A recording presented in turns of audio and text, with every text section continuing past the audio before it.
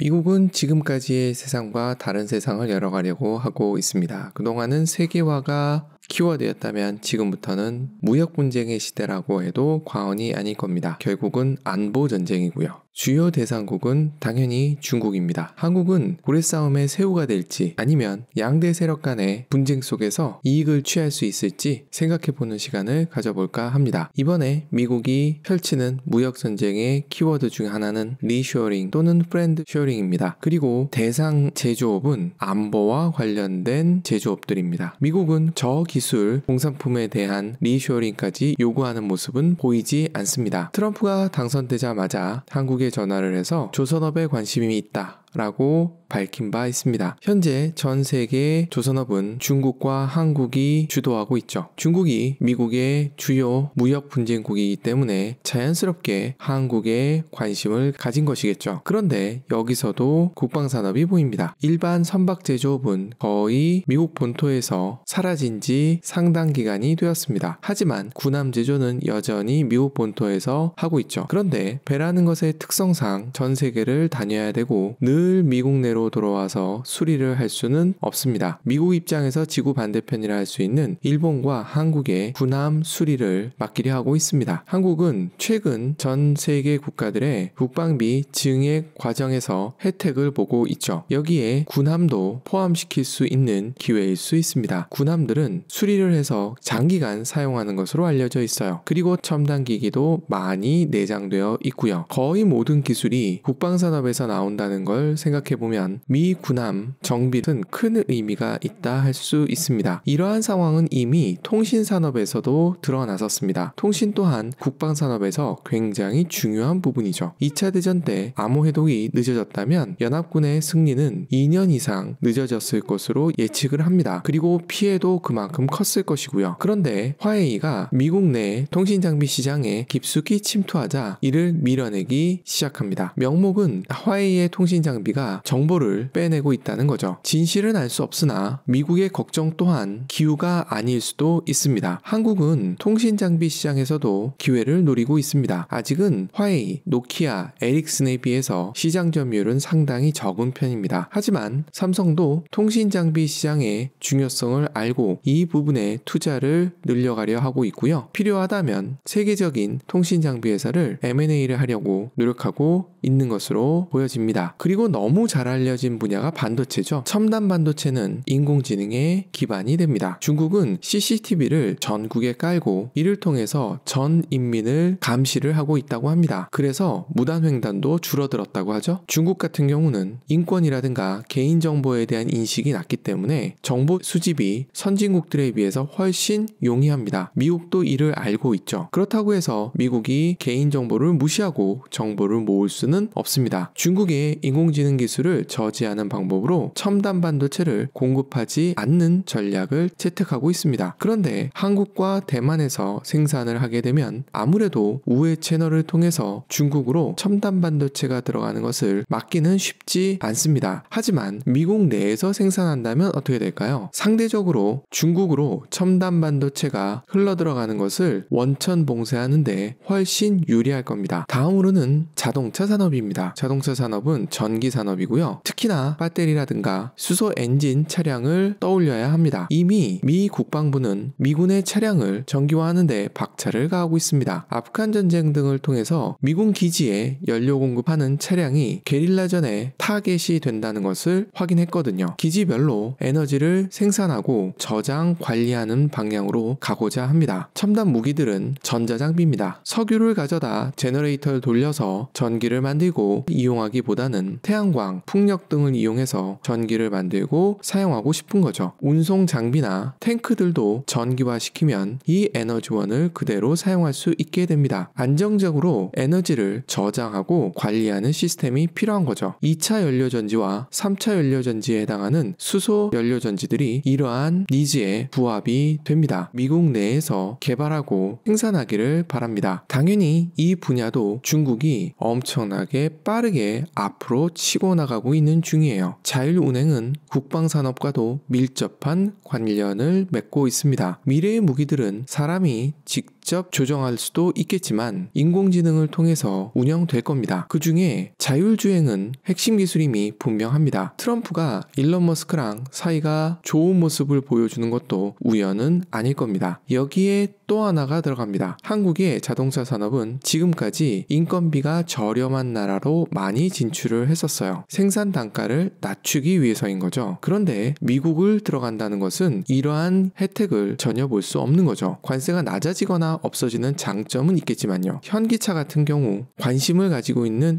또 하나의 분야가 공장 자동화입니다. 한국 내에서의 공장은 노조와의 관계 때문에 자동화로 빠르게 진행하기 어렵습니다. 해외에서 저렴한 인건비를 바탕으로 한 공장에서도 자동화 기술을 채택하는 것이 수익성 측면에서 그다지 도움이 되지 않기 때문에 집중적인 투자가 쉽지만은 않습니다. 미국으로 들어가는 공장에서는 자동화에 박차를 가할 수 있는 거죠. LG전자가 최근 인공지능에 많은 투자를 하고 있다는 이야기가 들려옵니다. 챗GPT 같은 일반인들이 사용하는 인공지능을 개발한다라고 생각하기 쉽지만 LG전자가 관심을 가지는 인공지능은 자동화 분야인 것이 거의 확실해 보입니다. 이미 많은 정보를 모아 놓았고요. 이 정보를 활용해서 생산 공정에 인공지능 적용을 준비하고 있는 것으로 보여집니다. 이런 기업들이 미국에 진출하게 되면 실전에서 산업용 인공지능을 테스트해 볼 수 있는 좋은 기회를 가지게 될 겁니다. 제조업 강국인 한국이 미국에 공장을 짓는 것은 단기적으로 볼 때 한국 내에 일자리가 줄어드는 결과를 가져올 수 있습니다. 또한 한국 내 투자가 줄어들므로써 GDP에 좋지 않은 영향을 미칠 수도 있습니다. 길게 보면 해외 투자의 기회입니다. IMF 때 한국은 좋은 기업을 싼 값에 선진국에 많이 팔 수밖에 없었습니다. 지금 한국은 해외에 특히 선진국인 미국에 투자할 기회를 얻은 거죠. 미국 정부의 지원을 받을 수도 있습니다. 과거 일본이 전 세계에 투자를 하면서 기축통화국이 되었듯이 한국도 이러한 유사한 기회가 생길 수도 있습니다. 물론 미국 투자는 환율에 악영향을 미치는 것은 사실입니다. 달러가 빠져나가는 거니까요. 심지어 서학개미들이 미국의 주식시장으로 달려가다 보니 외화 유출이 심각하다는 기사도 종종 볼 수 있습니다. 장기적으로 보면 원화가 강해지는데 분명 도움이 될 겁니다. 그 과정을 이해하고 긍정적인 방향으로 끌고 나갈 필요가 있어 보입니다. 미국의 새로운 무역전쟁, 리쇼어링 잘만 활용하면 또 다른 도약의 기회가 될 것으로 보여집니다.